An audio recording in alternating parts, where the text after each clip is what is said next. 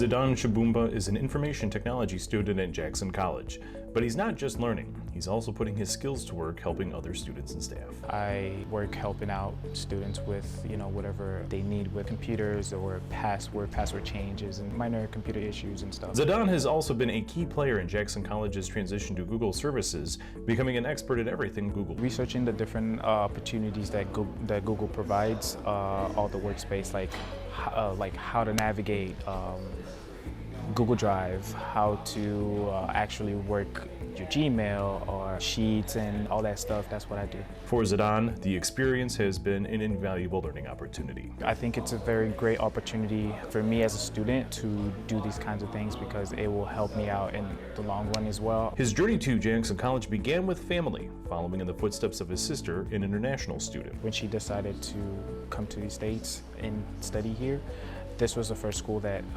she got accepted to, and I decided to follow her, and so now I'm here. Zidane's love for technology did not come instantly.